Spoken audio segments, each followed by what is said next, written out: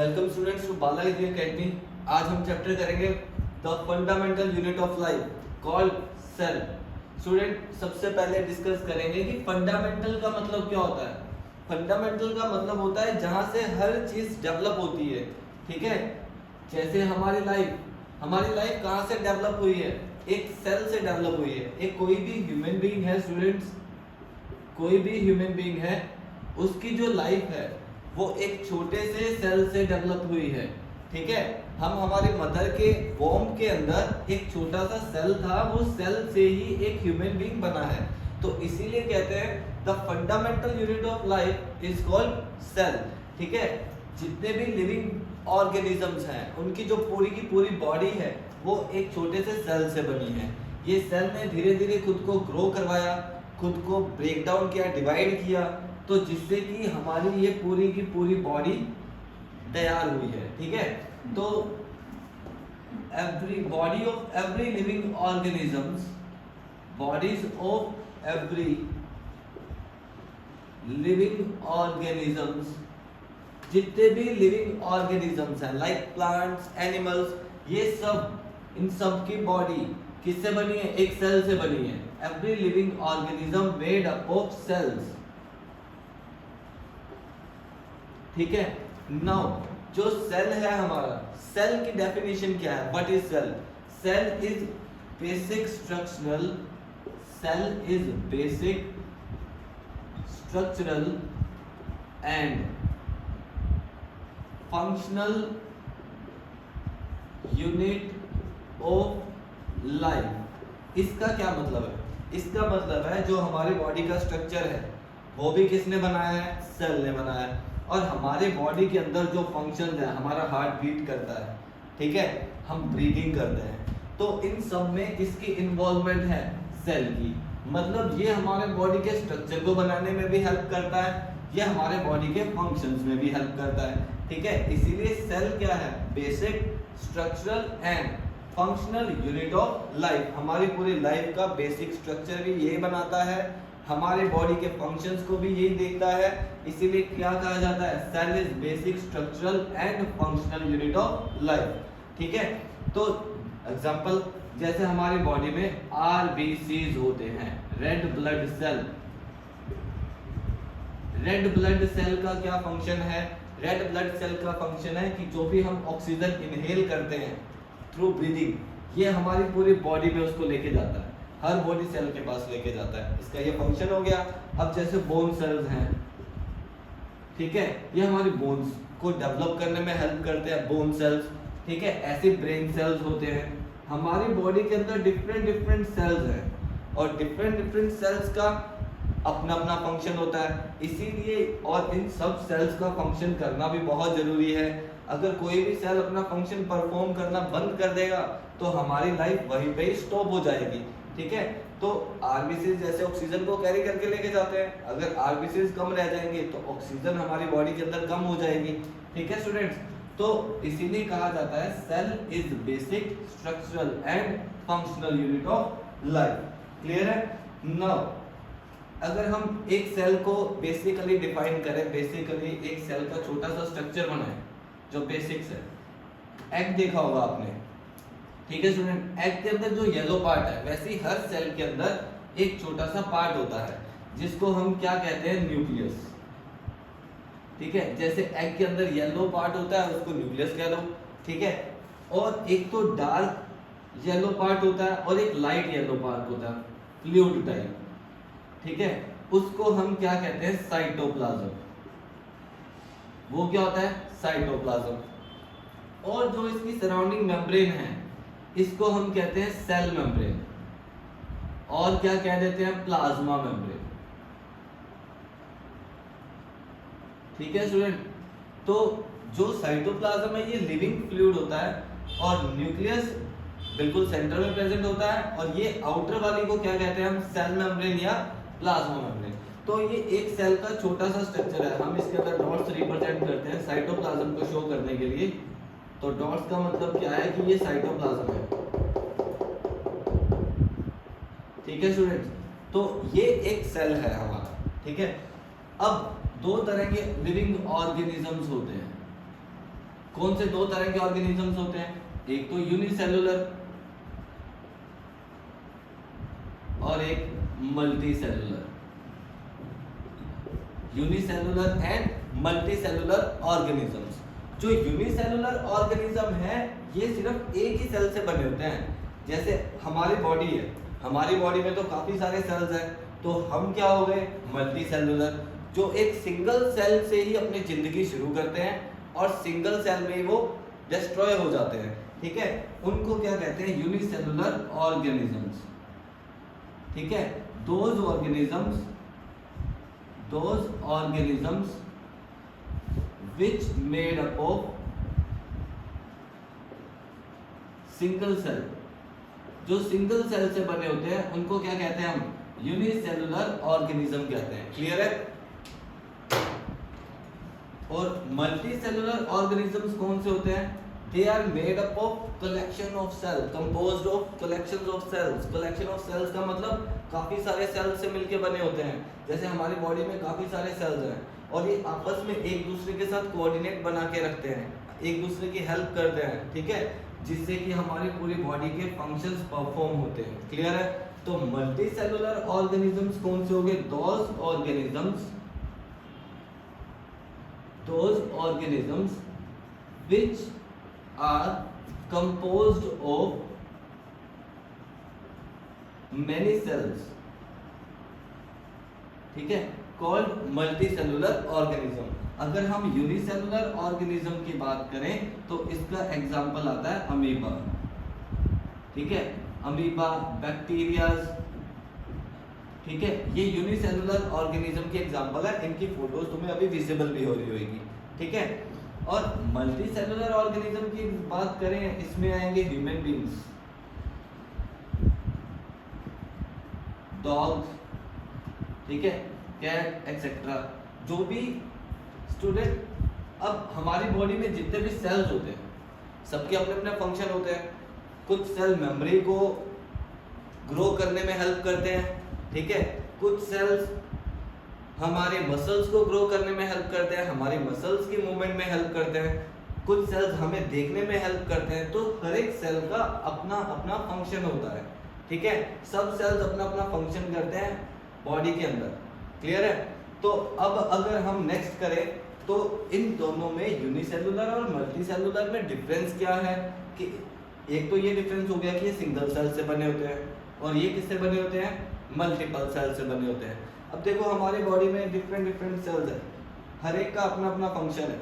ठीक है, जैसे अगर हम एक घर बनाते हैं अपना, तो घर बनाते हुए हम हर घर में इलेक्ट्रीशियन भी होता है। ठीक है, और एक मिस्त्री होता है जो सीमेंट वगैरह लगाता है। ठीक है, और फ्लोर के लिए अलग अलग लेबर बुलाते हैं हम। तो हर एक का अपना अपना फंक्शन होता है, इनको अपना अपना काम डिवाइड किया गया इनका काम। इलेक्ट्रीशियन को इलेक्ट्रीशियन का काम दे दिया गया, मिस्त्री को मिस्त्री का काम, फ्लोर वाले को फ्लोर वाले का, पेंट वाले को पेंट वाले का काम। तो हमने डिवीजन कर दी इनकी। सिमिलरली डिफरेंट सेल्स जो है हमारी बॉडी के अंदर, उनको भी हमने डिवीजन की तरह अलग अलग लेबर दी हुई है। ठीक है, आरबीसीज ये ऑक्सीजन को कैरी करते हैं, बोन सेल्स ये हमारी बोन्स को स्ट्रॉन्ग करने में हमारी हेल्प करते हैं। तो मल्टी सेलुलर ऑर्गेनिजम्स के अंदर डिवीजन ऑफ लेबर दी जाती है। ठीक है, लेकिन यूनिसेलुलर के अंदर कोई भी डिवीजन ऑफ लेबर नहीं होती, ये एक सिंगल सेल होता है। तो नो डिवीजन ऑफ लेबर। एक फंक्शन तो ये हो गया कि ये सिंगल सेल है। दूसरा फंक्शन, पहला डिफरेंस सिंगल सेल और इसके अंदर काफी सारे सेल, पहला डिफरेंस ये हो गया। दूसरा डिफरेंस, इनमें कोई भी डिवीजन ऑफ लेबर नहीं होती। और मल्टी सेलुलर में क्या होती है, डिवीजन ऑफ लेबर होती है, हर सेल का स्पेशलाइज्ड फंक्शन होता है। ठीक है, थर्ड, चलो पहले इनका डिफरेंस लिख लेते हैं।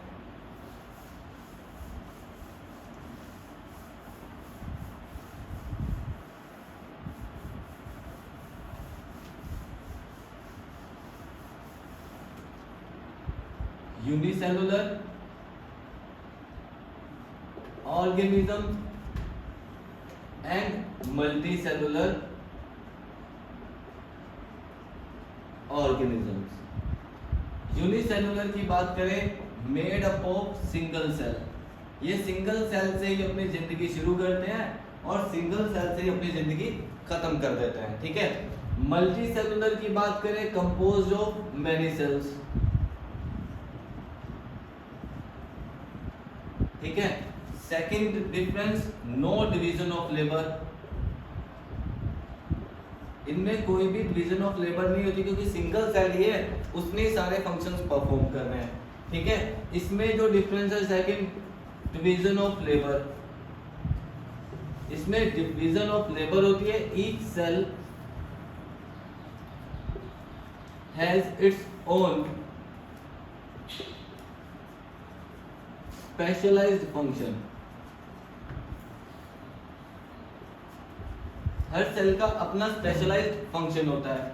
ठीक है, नाउ थर्ड जो हमारे पास इसमें डिफरेंस आता है कि जो यूनिसेलुलर ऑर्गेनिजम्स होते हैं इनका लाइफ स्पैन कम होता है, शॉर्ट लाइफ स्पैन होता है, और इनका लाइफ स्पैन क्या होता है, ज्यादा होता है, short life span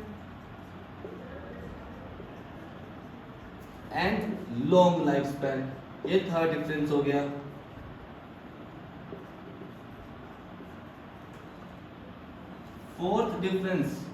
fourth difference student इनमें आता है कि इसमें जो रिप्रोडक्शन होती है, मान लो एक यूनिसेलुलर ऑर्गेनिज्म है, ठीक है, इसने रिप्रोडक्शन करनी है, रिप्रोडक्शन मतलब इसमें आगे डिवाइड होता है ये दो चीजों में। मान लो एक अमीबा है, ठीक है, अमीबा से और अमीबा ग्रो कैसे करेंगे कि ये खुद को क्या कर देगा, जब ये बड़ा हो जाएगा, मैच्योर हो जाएगा, तो ये खुद को दो हिस्सों में ब्रेक डाउन कर देगा, डिवाइड कर देगा। तो अब हमारे पास दो अमीबास बन गए। फिर जब ये ग्रो कर जाएंगे, ये आगे दो में डिवाइड कर जाएंगे, ये भी आगे दो में डिवाइड कर जाएंगे। इस तरह से इनकी रिप्रोडक्शन होती है। मतलब एक सिंगल सेल से ही रिप्रोडक्शन शुरू होती है, सिंगल सेल ही रिस्पॉन्सिबल होता है आगे रिप्रोडक्शन के लिए। ठीक है, अगर हम मल्टी सेलुलर की बात करें तो हमारे पास क्या प्रेजेंट होते हैं, जर्म सेल्स, ठीक है, जो रिप्रोडक्शन में हेल्प करते हैं। और कुछ सेल्स ऐसे होते हैं जो रिप्रोडक्शन में हेल्प नहीं करते, वो होते हैं सोमेंटिक सेल्स। ठीक है, तो मल्टी सेलुलर में तो दो तरह के सेल्स हो गए, रिप्रोडक्शन के लिए सेपरेट सेल है जिनको क्या कहते हैं, जर्म सेल्स, लेकिन सोमेंटिक सेल्स जो नॉर्मल बॉडी के फंक्शंस में हेल्प करते हैं। और इनके केस में एक ही सेल है, इसने बॉडी का फंक्शन भी करना है, इसने डाइजेशन भी करनी है, और इसी ने ही आगे रिप्रोडक्शन करनी है। तो सिंगल सेल ही है इसके पास, और इसके पास क्या है, रिप्रोडक्शन के लिए अलग सेल है और बॉडी फंक्शंस के लिए अलग सेल है। क्लियर है? नाउ फोर्थ डिफरेंस जो बनेगा, रिप्रोडक्शन बाय सिंगल सेल। इसमें रिप्रोडक्शन भी किसके द्वारा होती है, सिंगल सेल के द्वारा होती है। ठीक है, तो इसमें cells responsible for reproduction called germ cells, उनको क्या कहते हैं, जर्म सेल्स कहते हैं। ठीक है, and other cells are called, other remaining cells are called somatic cells, उनको सोमेंटिक सेल्स कहते हैं। ठीक है स्टूडेंट्स, क्लियर है?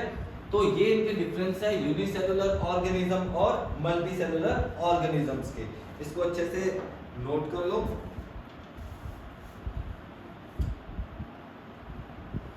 नाउ स्टूडेंट्स, नेक्स्ट हम करते हैं सेल को डिस्कवर किसने किया।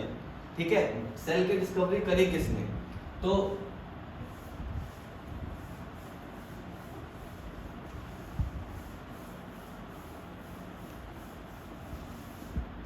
सेल को डिस्कवर किया रॉबर्ट हुक ने।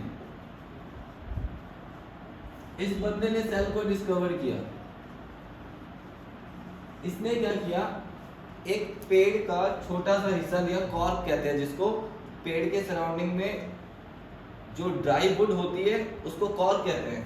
इसने कॉर्क के अंदर, कॉर्क को माइक्रोस्कोप में देखा तो इसको छोटे छोटे इस तरह से, जैसे मधुमक्खी का छत्ता होता है जिसको हनीकॉम्ब कहते हैं, ठीक है, उसके अंदर छोटे छोटे इस तरह से स्पेस बने होते हैं। ठीक है, तो रॉबर्ट हुक को भी इसके अंदर छोटे छोटे स्पेस दिखे। ठीक है, तो इसने उन स्पेसेस का नाम रख दिया सेल, क्योंकि सेल का मतलब होता है लिटिल रूम। ठीक है, तो इसने उन स्पीशीज का नाम क्या रख दिया? सेल। तो सबसे पहले सेल को डिस्कवर किसने किया था? रॉबर्ट हुक ने डिस्कवर किया सेल को, ठीक है। उसके बाद जैसे इसने जो माइक्रोस्कोप से सेल को डिस्कवर किया या एक वुड को या कॉर्क को देखा इसने, वो माइक्रोस्कोप अपग्रेड हुआ बाद में और अच्छा माइक्रोस्कोप आ गया जिसका जो और डीपली हर चीजों को देख सकता था, ठीक है। तो नेक्स्ट बंदे ने जिसने अपग्रेडेड माइक्रोस्कोप से देखा उसका नाम है लुइन हॉक।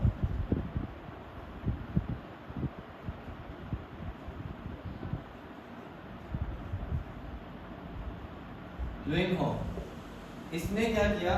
इसने पोंड के अंदर, मान लो एक पोंड है जिसमें पानी होता है, ठीक है, उसके अंदर उसने देखा कि छोटे छोटे सेल्स देखे उसने जो इधर उधर भाग रहे हैं, ठीक है। तो इसने फ्री लिविंग सेल्स देखे in the pond water, free living cells in pond water, ठीक है। ऐसे धीरे धीरे सेल की थ्योरी आगे बढ़ती गई, धीरे धीरे रिसर्चेस होनी स्टार्ट हो गई अब कि ये एक्चुअल में चीज क्या है, ठीक है। तो लुइन हॉक के बाद जो बंदा है रॉबर्ट ब्राउन,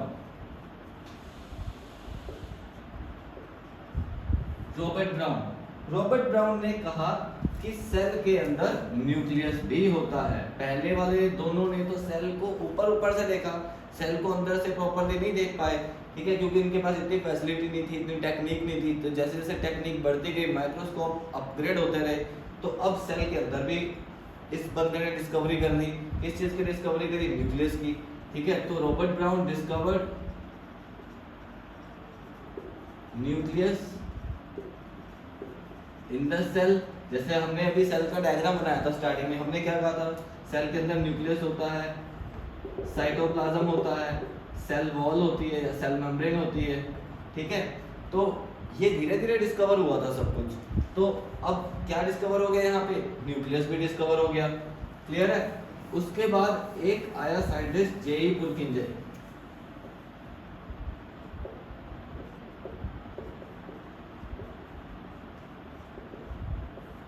इसने क्या डिस्कवर किया? जेई पुरकिंजे ने प्रोटोप्लाज्म डिस्कवर किया, डिस्कवर्ड प्रोटोप्लाज्म। अब ये प्रोटोप्लाज्म क्या होता है? Protoplasm is a living fluid present inside the cell, ठीक है। ये एक तरह का लिविंग फ्लूइड होता है। Protoplasm is a living fluid present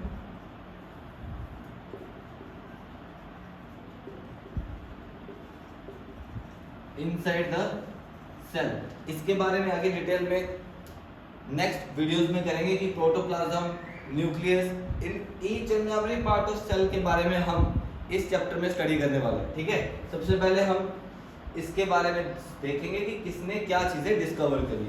उसके बाद दो साइंटिस्ट आए, ठीक है, जिन्होंने सेल के बारे में डिटेल दी, ठीक है, एक शिल्डन और एक स्वॉन, ठीक है। दो साइंटिस्ट थे, इन्होंने सेल थ्योरी दी, ठीक है। कौन कौन से दो साइंटिस्ट थे? Schleiden and Schwann, Schleiden and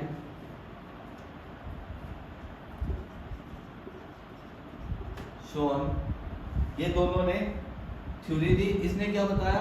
all plants consist of cells. इसने तो बताया कि सारे के सारे प्लांट सेल से बने होते हैं। फिर थोड़ी देर बाद स्वॉन ने अपनी डिस्कवरी दे दी, ये कहता all plants and animals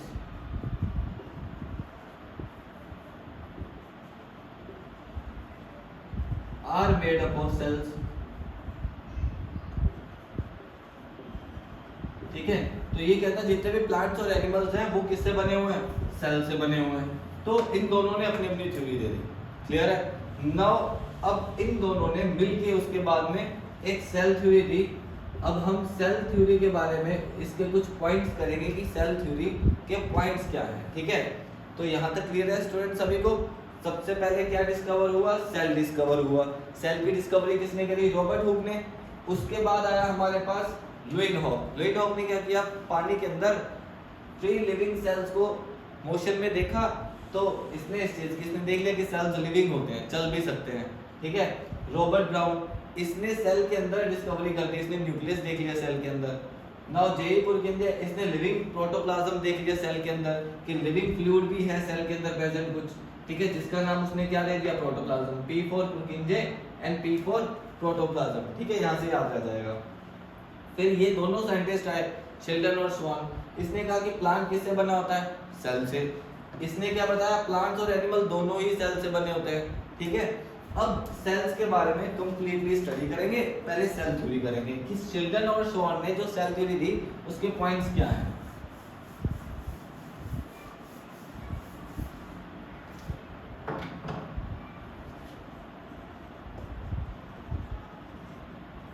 cell theory, cell theory में सबसे पहला पॉइंट क्या है कि जितने भी ऑर्गेनिजम्स हैं, ठीक है, वो किससे बने होते हैं, जितने भी लिविंग ऑर्गेनिजम्स हैं, चाहे वो प्लांट्स हैं और चाहे वो एनिमल्स हैं, वो किससे मिलके किससे बने होंगे, सेल से। तो पहला थ्योरी का इनका जो पॉइंट था वो यही था, all organisms, all living organisms are made up of cells. ये सबसे पहला पॉइंट था इनका, सेल थ्योरी का पहला पॉइंट। सेल थ्योरी के ऊपर क्वेश्चन आ जाता है, एक क्वेश्चन आता है difference between unicellular and multicellular organism, और एक क्वेश्चन आता है सेल थ्योरी के ऊपर, ठीक है। तो या फिर साइंटिस्ट के ऊपर आ जाता है कि किसने किस चीज़ की डिस्कवरी करी, सेल की डिस्कवरी किसने करी, रॉबर्ट हुक ने करी, ठीक है, न्यूक्लियस की डिस्कवरी किसने करी, रॉबर्ट ब्राउन ने करी।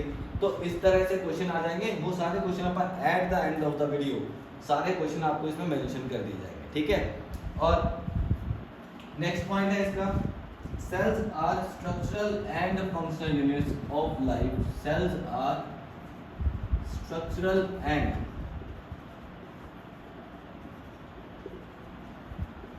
फंक्शनल यूनिट ऑफ लाइफ, कि हमारी लाइफ के जो भी हमारी बॉडी का स्ट्रक्चर हो गया, हमारे बॉडी के सारे फंक्शंस वो कौन परफॉर्म करेगा, सेल परफॉर्म करेगा, ठीक है। Third,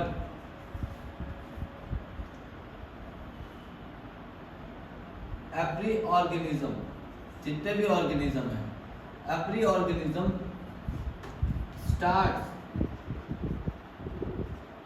it's life as a single cell. सब ऑर्गेनिजम्स की जो लाइफ स्टार्ट होती है वो सिंगल सेल से ही स्टार्ट होती है।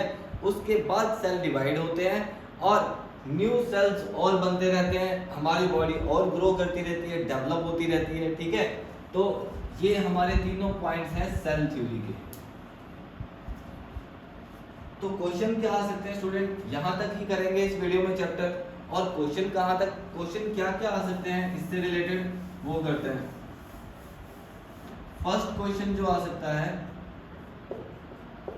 Differentiate between unicellular and multicellular animals या ऑर्गेनिजम्स, ठीक है। पहला क्वेश्चन ये है। दूसरा question, question 2, what is protoplasm. Protoplasm क्या होता है, protoplasm is a living fluid present inside the cell. Question third, who discovered cell, nucleus, protoplasm, ठीक है। Fourth, cell theory. Cell theory किसने दी थी, शेल्डन एंड स्वान ने। What are the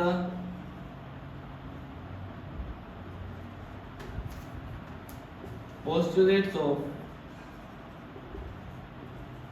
cell theory. Cell theory के postulates क्या है, ठीक है। तो ये क्वेश्चंस अभी तक जितने बार हमने चैप्टर किया है फंडामेंटल यूनिट ऑफ लाइफ वाला, उसमें से ये क्वेश्चन आ सकते हैं एग्जाम में, क्लियर है स्टूडेंट। तो इस वीडियो में हम चैप्टर यहीं तक करेंगे। कोई भी प्रॉब्लम हो आप कमेंट सेक्शन में लिख सकते हैं, ठीक है। आपको हर प्रॉब्लम का सॉल्यूशन दिया जाएगा और नेक्स्ट वीडियो में आपका आगे वाला पार्ट आ जाएगा इस चैप्टर का, ठीक है स्टूडेंट्स। Thank you.